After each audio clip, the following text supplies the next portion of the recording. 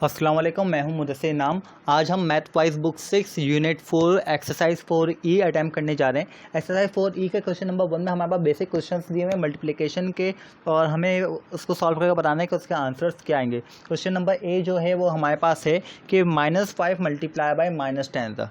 अच्छा चलिए यहीं पे ही सॉल्व करना हम स्टार्ट करते हैं सीक्वेंस से। -5 को हम कह रहे हैं कि मल्टीप्लाई करवाना है -10 से, तो हम क्या करेंगे, माइनस साइन को छोड़ देंगे, फिलहाल सिंपल करवाएंगे। 5 मल्टीप्लाई बाय 10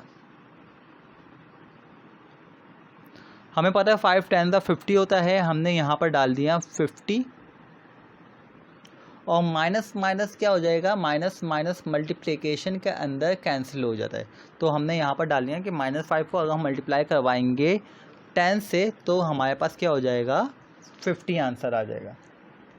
फिर हमारे पास नेक्स्ट सवाल है। अच्छा ये एक तरह से रूल है, ये आप अपने पास लिख लें कि माइनस को जब भी मल्टीप्लाई करवाते हैं माइनस से तो वो इक्वल हो जाता है प्लस के, जो हम कहते हैं माइनस माइनस प्लस, यानी minus into minus equal two plus. तो माइनस माइनस हमारे पास कैंसिल होकर यहाँ पर प्लस हो गया।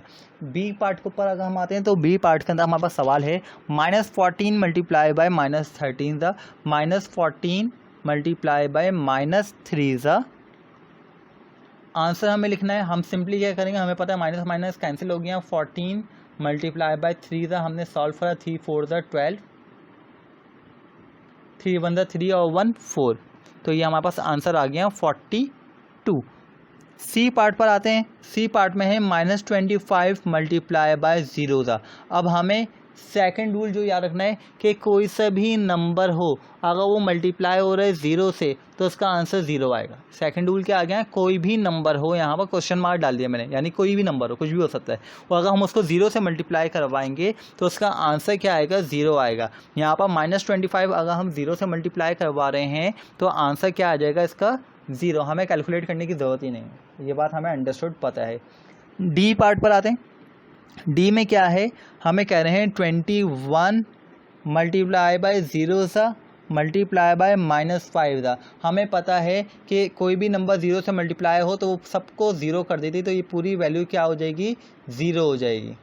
ठीक है, 21 मल्टीप्लाई बाय 0 ज़ा 0, और 0 मल्टीप्लाई बाय -5 ज़ा 0। ई पार्ट की तरफ आते हैं। ई पार्ट में हमारे पास आ रहा है -5 मल्टीप्लाई बाय -3 मल्टीप्लाई बाय 2। पहले हम इन दो को मल्टीप्लाई करवाएंगे। -5 मल्टीप्लाई बाय -3 ज़ा, माइनस माइनस कैंसिल हो गया, 5 3 ज़ा 15, 15 मल्टीप्लाई बाय 2 ज़ा, यानी कि अब इसका आंसर आ गया था 15। 15 को मल्टीप्लाई करवाएंगे 2 से तो हो जाएगा 30। तो ई वाले पार्ट का आंसर क्या आया हमारे पास, 30। ई के बाद हम आते हैं एफ़ की तरफ। तो एफ़ में हमें क्या कह रहे हैं, 6 मल्टीप्लाई बाय -18 ज़ा मल्टीप्लाई बाय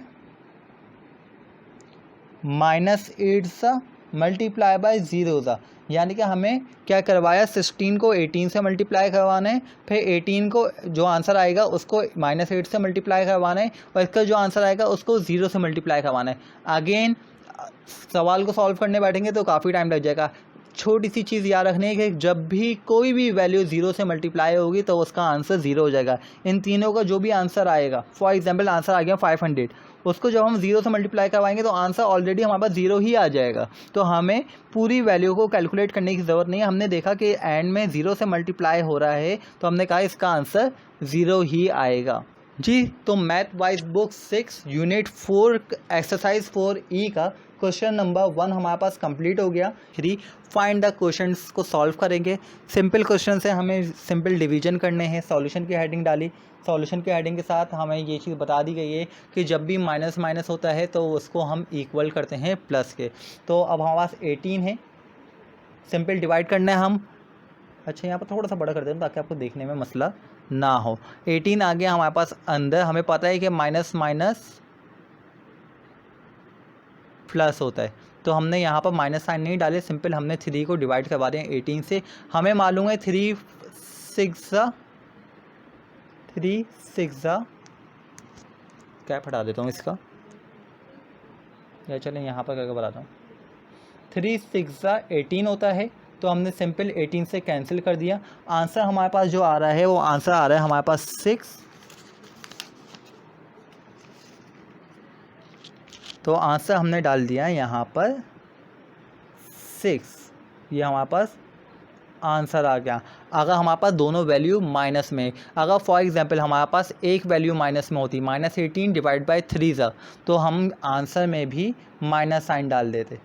ठीक है, अब हमारे पास यहाँ पर दोनों वैल्यूज़ माइनस में हैं तो हमें पता है कि ये प्लस हो चुके हैं। अब हमने क्या करा, सिंपल सॉल्व करेंगे। हमारे पास वैल्यू आ गई, बाहर हमने लिखा 6, अंदर आ गया 24, 6 4 ज़ा 24, कैंसिल हो गया, हमारे पास कुछ भी नहीं बचा रिमाइंडर, तो हमारे पास आंसर आ गया 4। और 4 की जो वैल्यू है वो प्लस में आएगी, क्यों? क्योंकि माइनस माइनस प्लस होता है। ऐसे ही हमने 620 को डिवाइड करवा दिया -4 से, दोनों वैल्यू माइनस की, तो हमें पता है कि minus minus equal two plus होता है। अब हम सिंपल सवाल को सॉल्व करने जाएंगे। 4 यहाँ पर आ गया हमारे पास बाहर, 620 चला गया बाहर अंदर। ठीक है, यानी कि रूट के अंदर हमने इस तरह से कर कर लिख लिया। अब 4 1 ज़ा 4, 6 में से 4 गए, 2 बचा और 2 बचा और 0 को हमने इसी तरह से उतार लिया, जो रिमेनिंग वैल्यूज़ है उसको हमने उतार लिया। हमें मालूम है 4 5 ज़ा 20, 20 हमने लिख लिया। हमें मालूम है 2 से 2 कैंसिल हो गया, 2 में से 0 गए 2 और ये आ गया 4 5 ज़ा 20। ये सवाल हमारे पास यहाँ पर सॉल्व हो गया। इसका जो क्वेश्चन आ रहा है वो आ रहा है 155, और इसका आगे हम कोई साइन लगाएंगे नहीं लगाएंगे, क्यों? क्योंकि दोनों वैल्यू माइनस की थी, तो माइनस माइनस प्लस 155 यानी कि 155 ही हमारा आंसर हो गया। डी पार्ट की तरफ आते हैं। डी पार्ट बहुत ही इजी है। यहाँ पर हमारे पास दोनों वैल्यू -245 मौजूद है। हमें पता है दोनों वैल्यू माइनस की हैं, तो माइनस माइनस हमें पता है प्लस हो जाता है। अच्छा, इसको मैं थोड़ा सा इस तरह से कर देता हूँ जी। तो हमारे पास 245 को जब हम डिवाइड करवा देंगे 245 से, तो हमें पता है 245 1 ज़ा 245, तो इसका जो आंसर आएगा वो आंसर आएगा 1। अच्छा, अब एक सवाल इसका मे बी क्वेश्चन नंबर ई होगा, वो आपको खुद से घर से करना है। उसमें क्या कर रहे हैं, हमें 0 से डिवाइड कर रहे हैं, हमें पता है 0 से कोई भी वैल्यू डिवाइड नहीं होती है, तो ये इम्पॉसिबल क्वेश्चन है कि हम इसको 0 से डिवाइड करवाएं, उसका आंसर 0 ही आएगा। क्वेश्चन नंबर 4 में हमारे पास फिल द ब्लैंक्स दी हुई है। हमें बताना है कि इक्वल टू के ये वाली कंडीशन, यानी इक्वल टू के राइट साइड वाली कंडीशन, ये वाली कंडीशन किस तरह से इक्वल होगी अगर यहाँ पर मिसिंग वैल्यू को हम पुट करेंगे। तो हमें पता है कि अगर हमें 42 चाहिए, -42 चाहिए, तो 7 को हम -6 से मल्टीप्लाई करवाएंगे। हम -64 चाहिए तो 8 को -8 से हम मल्टीप्लाई करेंगे। अब ये हमें पता किस तरह से चल रहा है कि किस तरह से, तो सिंपल हमें जनरल नॉलेज इतना से अपनी जो इतना से कहा जाएगा मैथ की प्रैक्टिस के थ्रू हमें ये बात पता चलती है कि 42 अगर हमें चाहिए तो हमें 7 कौन से टेबल के 7 ज़ा पर 42 आता है। 2 7 ज़ा क्या होता है 14, 3 7 ज़ा 21, 4 7 ज़ा 28, 5 7 ज़ा 25 35, ठीक है, 6 7 ज़ा 42। तो इस तरह से हमें पता चला कि यहाँ पर -6 होना चाहिए, और हमें -42 चाहिए तो हमने 6 को माइनस साइन के साथ कर दिया। अब कौन से टेबल को हम 8 से मल्टीप्लाई करवाएंगे कि 64 आए, तो हमने 2 8 ज़ा 16, 3 8 ज़ा कुछ और, 4 8 ज़ा 5 8 ज़ा, इस तरह से करके हम -8 तक पहुँच जाएंगे। अब हमें पता है हमें आंसर में चाहिए -1, तो 42 को हम किस नंबर से डिवाइड करवाएंगे, तो हम -42 से डिवाइड करवाएंगे तो आ जाएगा -1, और अगर हमें प्लस का 1 चाहिए होगा तो 79 को डिवाइड करवा देंगे 79 से। पॉसिबिलिटी है कि ये आपको लगे कि सर बहुत तेज़ी में समझा रहे हैं, लेकिन ये बिल्कुल बेसिक कॉन्सेप्ट हैं जो कि आसानी से बच्चे सॉल्व भी कर लेते हैं।